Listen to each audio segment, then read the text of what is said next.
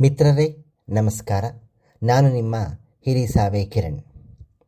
ನೀಳ್ಗತೆ ಲಿಚ್ಚಪಿಗೆ ಸ್ವಾಗತ.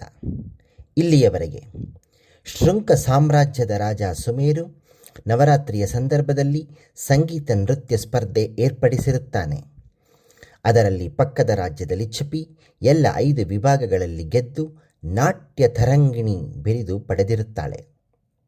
ಆದರೆ ನಿಜ ಸಂಗತಿಯೆಂದರೆ ಅವಳು ಹಾಗೂ ಅನಿರುದ್ಧ ರಾಜ ಸುಮೇರುವನ್ನು ಕೊಲ್ಲಲು ನಿಯುಕ್ತಿಯಾಗಿರುತ್ತಾರೆ.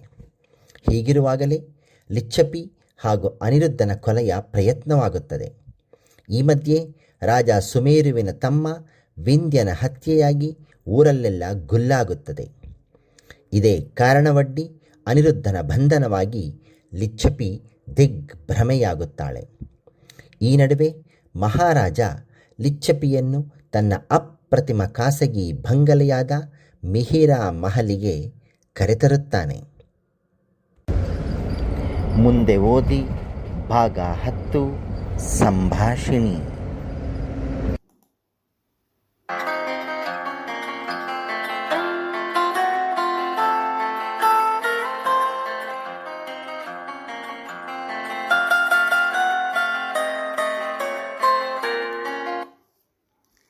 ಲಿಚ್ಚಪಿಯ ತೊಡೆಯ ಮೇಲಿಂದ ಎದ್ದ ಸುಮೇರು ಆಕಳಿಸಿ ಮೈಮುರಿದ. ಬೆಳಿಗ್ಗೆಯಾಗಿದ್ದರೂ ಹಿತವಾದ ಗಾಳಿ ಬೀಸುತ್ತಿತ್ತು. ಮೋಡ ಹಾಗೂ ಬಿಸಿಲಿನ ಕಣ್ಣಮುಚ್ಚಾಲೆ ನಡೆದೇ ಇತ್ತು. ಉಯ್ಯಾಲೆಯಿಂದ ತಾನು ಎದ್ದ ಲಿಚ್ಚಪಿ, ಪ್ರಭು, ಇಲ್ಲಿ ಯಾರೂ ಬರಬಾರದು ಎಂದು ಅಪ್ಪಣೆ ಮಾಡಿದ್ದೀರಿ. ಉಪಹಾರವಾಗಿ ಗಂಟೆಯ ಮೇಲಾಯಿತು.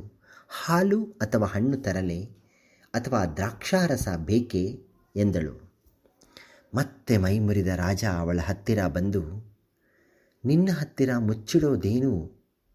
ಮಂತ್ರಿಗಳ ಸೂಚನೆಯಾಗಿದೆ. ಯಾರು ಏನು ಕೊಟ್ಟರೂ ತೆಗೆದುಕೊಳ್ಳಬಾರದು. ನಾನೇ ನನ್ನ ಕೈಯಾರೆಯೂ 1 ಲೋಟ ನೀರು ಸೇವಿಸಬಾರದು. ಇಲ್ಲಿರುವ ಭಟ್ಟರು ತರುವ ಊಟ ಉಪಹಾರ ಮಾತ್ರ ಸೇವಿಸಬೇಕು. ನಾನು ಮಂತ್ರಿಗಳ ಮಾತು ಮೀರುವಂತಿಲ್ಲ. ಅಖಿಲಾಂಡೇಶ್ವರಿಯ ಮೇಲೆ ಪ್ರಮಾಣ ಮಾಡಿಸಿಕೊಂಡು ಬಿಟ್ಟಿದ್ದಾರೆ ಜಾಣ ಅಮಾತ್ಯರು. ಅವರ ಸ್ವಾಮಿನಿಷ್ಠೆಗೆ ಇದು ನನ್ನ ವಚನ. ನೀನಲ್ಲ, ನನ್ನಮ್ಮ ನನ್ನ ಪತ್ನಿ ಕೊಟ್ಟದ್ದು ಸೇವಿಸುವಂತಿಲ್ಲ. ಏನು ಮಾಡೋದು? ಆದರೆ ಒಂದು ಉಪಾಯವಿದೆ ಎಂದು ನಕ್ಕು ಅವಳನ್ನೇ ನೋಡಿದ. ಕೊಂಚ ನಿರಾಶಳಾದಲು ತೋರಗೊಡದೆ ಕಾಲಲ್ಲಿ ಹುಲ್ಲು ಸವರುತ್ತಾ ಲಿಚ್ಚಪಿ ಏನೆಂದು ಹುಬ್ಬೇರಿಸಿದಳು. ನೀನು ಕೈಲಿ ಕೊಟ್ಟದ್ದು ಸೇವಿಸುವಂತಿಲ್ಲ, ಆದರೆ ಬಾಯಲ್ಲಿ ಕೊಡಬಹುದು. ನಿನ್ನ ಅದರದ ಜೇನು ಸವಿಯಲು ಅಮಾತ್ಯರ ಷರತ್ತು ಅಡ್ಡಿ ಬರೋಲ್ಲ ಎಂದುಕೊಂಡಿದ್ದೇನೆ ಎಂದು ನಕ್ಕ. ನಾಚಿದ ಲಿಚ್ಚಪಿ, ಅದರದ ಜೇನಿಂದ ಹೊಟ್ಟೆ ತುಂಬೀತೆ, ಹಸಿವು ಹಿಂಗೀತೆ, ದಾಹ ತೀರೀತೆ ಎಂದು ನಾಟ್ಯ ಭಂಗಿಯಲ್ಲಿ ಕೈಯಲ್ಲಾಡಿಸಿದಳು. ಹಸಿವು, ದಾಹ, ಬಯಕೆಗಳು ಜೀವಂತಿಕೆಯ ಸಂಕೇತವಲ್ಲವೇ? ಅವು ನಿಂತರೆ ಸಾವಲ್ಲವೇ? ಅವು ತೀರಬಾರದಲ್ಲವೇ? ಅದರಲ್ಲೂ ನಲ್ಲೆಯರು ಸನಿಹವಿರುವಾಗ ಪರಸ್ಪರರ ಹಸಿವು, ದಾಹ, ಆಹ್ವಾನಗಳೇ ಪ್ರೇಮದ ಕುರುಹಲ್ಲವೇ ಎಂದು 1 ಗುಲಾಬಿ ಕಿತ್ತು ಅವಳ ಕೈಲಿ ಹಿಡಿದ. ಕ್ಷಮಿಸಿ ಪ್ರಭು, ನನಗೆ ಹಾಗೆ ಅನ್ನಿಸೋಲ್ಲ. ದೇಹದ ಹಸಿವು, ದಾಹಗಳು, ಪ್ರಲೋಭನೆಗಳು ಶುದ್ಧ ಪ್ರೇಮದ ಕುರುಹು ಎಂದು ಅನ್ನಿಸೋಲ್ಲ. ಅವು ಕ್ಷಣಿಕ ಕಾಮದ ವಾಸನೆಗಳಲ್ಲವೇ? ತಲೆಯಾಡಿಸಿದ ರಾಜ ಹೂವನ್ನು ನೀರಿನ ಕೊಳಕ್ಕೆ ಎಸೆದು, ಬಲೆ ಚತುರೆ, ನಿನ್ನ ಪ್ರಕಾರ ಶುದ್ಧ ಪ್ರೇಮದ ಕುರುಹೇನು, ಲಕ್ಷಣಗಳೇನು ಎಂದ ಸ್ವಲ್ಪ ಮೊನಚಾಗಿ. ನಿರೀಕ್ಷೆಯೇ ಇಲ್ಲದ್ದು, ಯಾವ ಅಪೇಕ್ಷೆಯಿಲ್ಲದೆ ಪ್ರೀತಿಸಿ ಒಪ್ಪಿಸಿಕೊಳ್ಳೋದು, ಯಾವ ಫಲ ಬಯಸದೆ ಮನಸ್ಸುಗಳು ಒಂದಾಗೋದು, ದೇಶ, ಕಾಲ, ಭಾಷೆ, ಧರ್ಮದ ಹಂಗಿಲ್ಲದೆ ದೇಹಗಳು ಒಲಿವಿನಿಂದ ಬೆರೆಯೋದು, 2 ಆತ್ಮ ಒಂದೇ ದೇಹ ಎನ್ನುತ್ತಾರಲ್ಲ ಪ್ರಭು, ಹಾಗೆ ಎಂದಳು ಲಿಚ್ಚಪಿ ಖಚಿತವಾಗಿ. ರಾಜನು ಅಷ್ಟೇ ಖಚಿತವಾಗಿ, ಅದೆಲ್ಲ ಗ್ರಂಥಗಳಲ್ಲಿ ಅಲ್ಲವೇ? ಅಂತಹ ಪ್ರೇಮಿಗಳು ಇದ್ದಾರೆಯೇ ಲಿಚ್ಚಪಿ ಎಂದ ಸ್ವಲ್ಪ ವ್ಯಂಗ್ಯವಾಗಿಯೇ. ಯಾಕಿಲ್ಲ ಪ್ರಭು, ರಾಧಾಕೃಷ್ಣರ ಸಾಂಗತ್ಯ ಇಲ್ಲವೇ? ರಾಧೆಯ ಸೌಂದರ್ಯ ನೋಡಿ ಕೃಷ್ಣ ಅವಳನ್ನು ಮೋಹಿಸಿದನೆ. ಕೃಷ್ಣನ ಚಾತುರ್ಯ, ಮಾತುಗಾರಿಕೆ, ತುಟ್ಟತನ ನೋಡಿ ರಾಧೆ ಅವನಲ್ಲಿ ಅನುರಕ್ತಳಾದಳೆ. ಇಲ್ಲ, ಅವರ ನಡುವೆ ಪದಗಳಲ್ಲಿ ಬಣ್ಣಿಸಲಾಗದ, ವಾಕ್ಯಗಳಲ್ಲಿ ಕಟ್ಟಿಕೊಡಲಾಗದ, ನಿರೀಕ್ಷೆಯಿಲ್ಲದ ಬಾಂಧವ್ಯ. ಅದು ಶುದ್ಧ ಪ್ರೇಮ. ರಾಜ ನಗುತ್ತಾ, ಅವರದು ನಿರೀಕ್ಷೆಯಿಲ್ಲದ ಶುದ್ಧ ಪ್ರೇಮ ಎಂದು ಹೇಗೆ ಹೇಳುತ್ತಿ? ಲಿಚ್ಚಪಿ, ಆಗ ನನ್ನ ಅನಿಸಿಕೆ ಹೇಳುವೆ ಪ್ರಭು. ನಿರೀಕ್ಷೆ ಇದ್ದಿದ್ದರೆ ಇಬ್ಬರು ಒಬ್ಬರನ್ನೊಬ್ಬರು ಕಡೆಯವರೆಗೂ ಬಿಟ್ಟಿರುತ್ತಿರಲಿಲ್ಲ. ಅವರ ಹಾಡು, ನೃತ್ಯ, ಮಾತುಗಳ ಉಲ್ಲೇಖ ಇದೆಯೇ ಗ್ರಂಥಗಳಲ್ಲಿ ಹೊರತು ಅವರ ಜಗಳದ, ಕಲಹದ, ಸಂಸಾರದ, ಬಂಧನದ ಬಗ್ಗೆ ಎಲ್ಲೂ ಹೇಳಿಲ್ಲ. ನಿರೀಕ್ಷೆ ಇರದ ಮೇಲೆ ಕಲಹಕ್ಕೆ ಆಸ್ಪದವೆಲ್ಲಿ? ದಾಂಪತ್ಯವೇಕೆ? ಸಂಗಾತಿ ಹತ್ತಿರವಿರಲಿ ಇಲ್ಲದಿರಲಿ ಸುಖವಾಗಿರಲೆಂದು ಬಯಸಿದಳು ರಾಧೆ. ಇದು ಶುದ್ಧ ಪ್ರೀತಿಯ ವರತೆಯಲ್ಲವೇ ಪ್ರಭು? ಹೂಗುಟ್ಟಿದ ರಾಜ, ಇರಬಹುದು, ಅದು ಆಗಿನ ಕಾಲ. ಈಗ ದಾಂಪತ್ಯವೇ ಆಗಲಿ, ಪ್ರೀತಿಯೇ ಆಗಲಿ, ಅಥವಾ ನಿನ್ನ ತರಹದ ವಿವರಿಸಲಾಗದ ಸಂಬಂಧಗಳೇ ಆಗಲಿ, ನಿರೀಕ್ಷೆಯಿಲ್ಲದೆ ಹೇಗಿರಲು ಸಾಧ್ಯ ಲಿಚ್ಚಪಿ? ಇದ್ದು ಏನುಪಯೋಗ ಎಂದನು ಬೇಸರಭರಿತ ಆಲಸ್ಯದಿಂದ. ಇದು ತಪ್ಪಲ್ಲವೇ ಪ್ರಭು? ಉಪಯೋಗವಾಗಲೆಂದೇ ಸಂಬಂಧಗಳು ಇರಬೇಕೆ? ಉಪಯೋಗವಾಗಲೆಂದೇ ಪ್ರೀತಿಯೇ? ಯಾವ ಹಸುವು ಮುಂದೆ ಕರು ತನಗೆ ಆಹಾರ ಒದಗಿಸುತ್ತೆ ಎಂದು ಕೆಚ್ಚಲ ಹಾಲು ನೀಡೋಲ್ಲ ತನ್ನ ಕರುವಿಗೆ?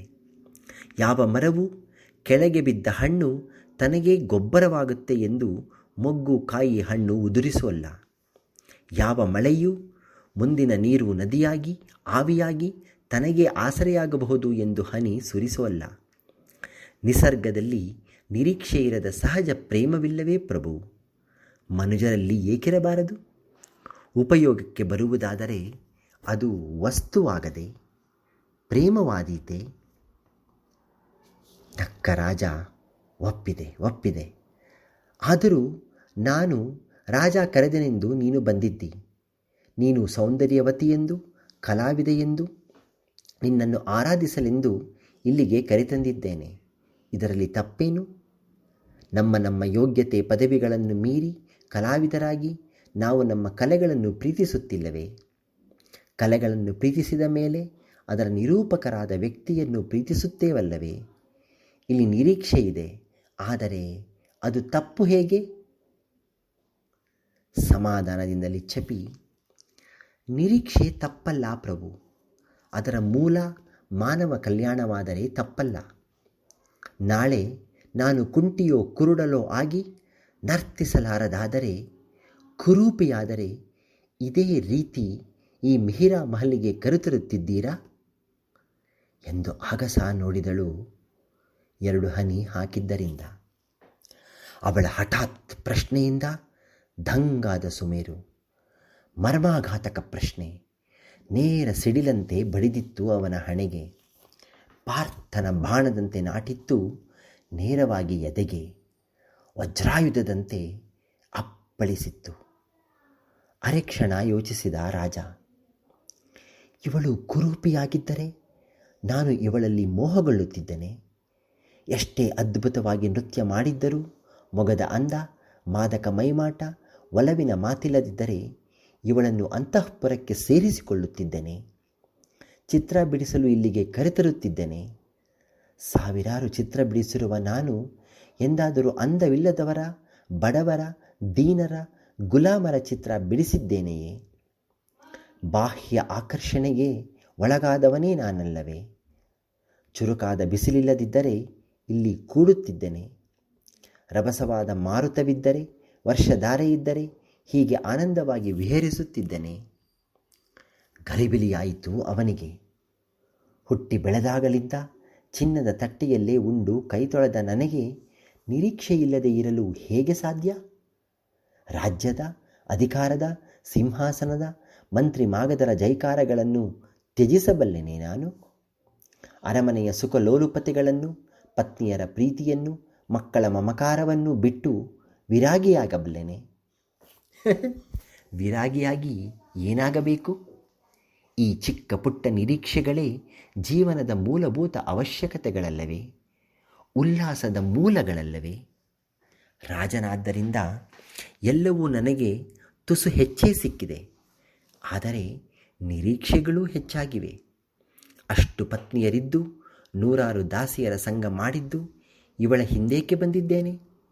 ಕಲಾವಿದೆಯೆಂದೇ, ನೃತ್ಯಗಾತಿಯೆಂದೇ, ಚಂದವಿದ್ದಾಳೆಂದೇ, ಪ್ರಣಯ ಕಲಾ ನೈಪುಣ್ಯಳೆಂದೇ, ರಂಜಿಸುತ್ತಾಳೆಂದೇ, ಸೌಂದರ್ಯದ ಜೊತೆ ಸ್ವಲ್ಪ ಸಂಭಾಷಿಸಬಲ್ಲ ಬುದ್ಧಿವಂತಿಕೆಯೂ ಇದೆಯೆಂದೇ, 40 ದಾಟಿ ದೇಹದ ಚಪಲ ಸಾಕಷ್ಟು ತೀರಿದ್ದರೂ ಹಸಿವಿನ ಬಾಧೆಯೇ? ಮೃಷ್ಟಾನ್ನವೇ ಬೇಕೇ ಈಗಲೂ? 100 ಕಲಾವಿದೆಯರಿದ್ದಾರೆ ರಾಜ್ಯದಲ್ಲಿ. ಅವರನ್ನೆಲ್ಲ ಮಿಹಿರ ಮಹಲಿಗೆ ಬರಹೇಳಿದ್ದೇನೆಯೇ? ಇವಳ ಸೌಂದರ್ಯ ತಾನೇ ತನ್ನನ್ನು ಸೆಳೆದಿರುವುದು. ಅದಿಲ್ಲದಿದ್ದರೆ ಇವಳು ಹೇಳಿದಂತೆ ನಾನು ಇಲ್ಲಿಗೆ ಬರಹೇಳುತ್ತಿದ್ದೇನೆ. ಶುದ್ಧ ಪ್ರೀತಿ, ನಿರೀಕ್ಷೆ ಇರದ ಪ್ರೇಮ, ಆಸೆಯಿಲ್ಲದ ಒಲವು ಎಲ್ಲಿಂದ ತರಬೇಕು ನನಗೆ? ಎಲ್ಲಿಂದ ಬರಬೇಕು ನನಗೆ? ಆಳವಾದ ಸತ್ಯವನ್ನು ಸರಳ ಮಾತುಗಳಲ್ಲಿ ಹೇಗೆ ಸುಲಭವಾಗಿ ಚುಚ್ಚಿ ಬಿಚ್ಚಿ ಹೇಳಿಬಿಟ್ಟಳು. ಮೆಚ್ಚುಗೆಯಾಗಿ ಮನ ತುಂಬಿ ಬಂತು ಅವನಿಗೆ. ಖೋಯ್ ಎನ್ನುವ ಯಾವುದೋ ಆನೆ ಗೀಳಿಡುವ ಶಬ್ದಕ್ಕೆ ರಾಜ ವಾಸ್ತವಕ್ಕೆ ಬಂದ. ಎಂಥ ಕಟು ಸತ್ಯ ಹೇಳಿಬಿಟ್ಟೆ ಲಿಚ್ಚಪಿ, ಮೆಚ್ಚಿದೆ ನಿನ್ನ ವಾದ ಸರಣಿಗೆ ಎಂದ ಹೃದಯ ತುಂಬಿ. ವಾದ ಮೆದುಳಿನಿಂದ ಪ್ರಭು, ಇದು ಹೃದಯದಿಂದ ಬಂದ ಭಾವ. ತಪ್ಪಿದ್ದರೆ ಕ್ಷಮಿಸಿ, ಹೆಚ್ಚು ಮಾತಾಡಿದನೋ ಏನೋ ಎಂದು ಕೈಮುಗಿದಳು. ಇಲ್ಲ ಇಲ್ಲ ಇಲ್ಲ ಇಲ್ಲ ತಾರ್ಕಿಕವಾಗಿತ್ತು. ನಿರೀಕ್ಷೆ ಇಲ್ಲದೆ ನಾನು ಬದುಕಬಲ್ಲೆನೇ ಎಂದು ಯೋಚಿಸುತ್ತಿದ್ದೆ, ಕನಸು ಕಾಣುತ್ತಿದ್ದೆ. ಇದೇ ಪ್ರಭು, ನೀವು ನಿರೀಕ್ಷೆ ಇಲ್ಲದೆ ಒಂದು ಕೆಲಸ ಮಾಡುತ್ತಿದ್ದೀರಿ, ನಿಮಗೇ ಗೊತ್ತಿಲ್ಲದಂತೆ ಎಂದಳು ಸಂತೈಸುವಂತೆ.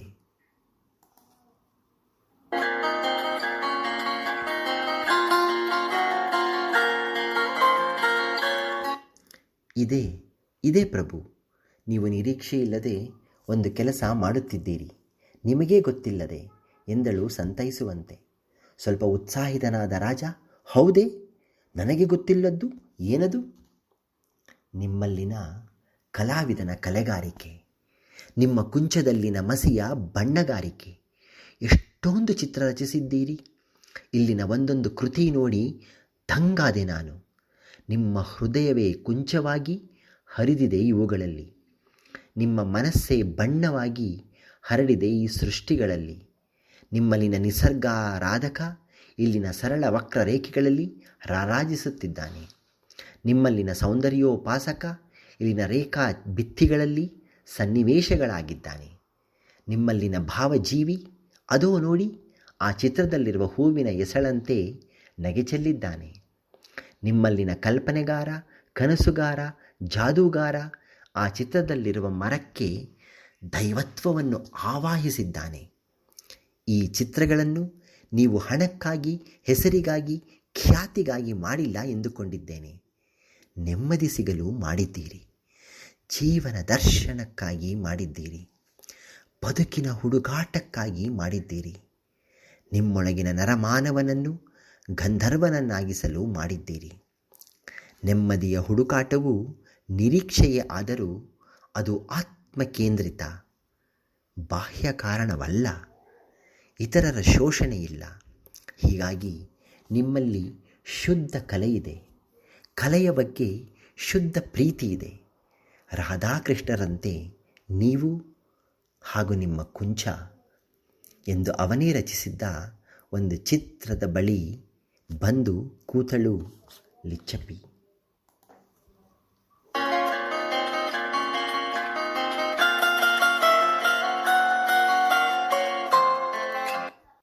ನಿಮ್ಮಲ್ಲಿ ಶುದ್ಧ ಕಲೆಯಿದೆ ಪ್ರಭು. ಕಲೆಯ ಬಗ್ಗೆ ಶುದ್ಧ ಪ್ರೀತಿ ಇದೆ. ರಾಧಾಕೃಷ್ಣರಂತೆ ನೀವು ಹಾಗೂ ನಿಮ್ಮ ಕುಂಚ ಎಂದು ಅವನೇ ರಚಿಸಿದ್ದ ಒಂದು ಚಿತ್ರದ ಬಳಿ ಕೂತಳು. ಒಂದರೆ ಕ್ಷಣ ರಾಜ ಮೂಕನಾದ. ನನ್ನ ಮನಸ್ಸನ್ನು ಇವಳು ಹೇಗೆ ಹೊಕ್ಕಳು ಎಂದು ಯೋಚಿಸತೊಡಗಿದ.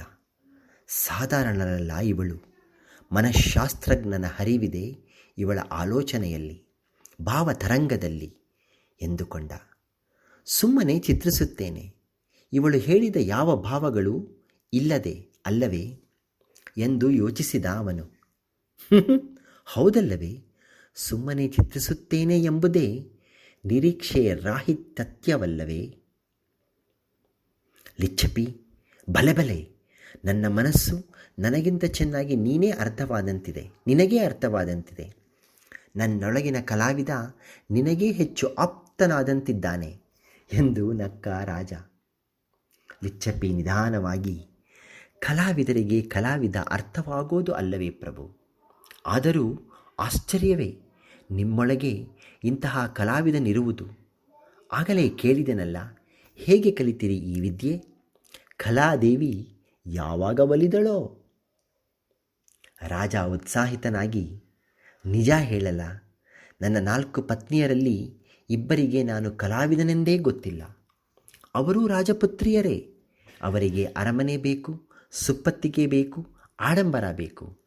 ಕಲೆ ಯಾರಿಗೆ ಬೇಕು? ಕಳೆದ 10 ವರ್ಷಗಳಲ್ಲಿ ನನ್ನನ್ನು ಹೀಗೆ ಯಾರೂ ಕೇಳಿರಲಿಲ್ಲ. ಎಲ್ಲ ಹೇಳುವೆ. ಆ ದಿನಗಳನ್ನು ನೆನೆಯೋದೇ ಚೆನ್ನ ಅಲ್ಲವೇ? ನಾವು ಎಷ್ಟು ದೊಡ್ಡೋರಾದರೂ ಬಾಲ್ಯವನ್ನು ಮೆಲುಕು ಹಾಕೋದು ಕಡಲೆ ಮಿಠಾಯಿ ತಿಂದಷ್ಟೇ ಖುಷಿ ಎಂದನು. ಹೇಳಿ, ಕೇಳುವ. ನನಗೂ ಅತೀವ ಕುತೂಹಲವಿದೆ. ಜೊತೆಗೆ ಮಿಠಾಯಿಯನ್ನು ಚಪ್ಪರಿಸುವುದಾದರೂ ಅದು ಇದ್ದರೂ ಚೆನ್ನಿತ್ತು ಎನ್ನಿಸುತ್ತದೆ ಎಂದಳು.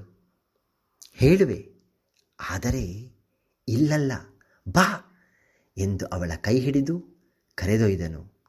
ವಯ್ಯಾರದಿಂದ ಉತ್ಸಾಹದಿಂದ ಹಿಂಬಾಲಿಸಿದಳು ಅವನ ನೆರಳಂತೆ.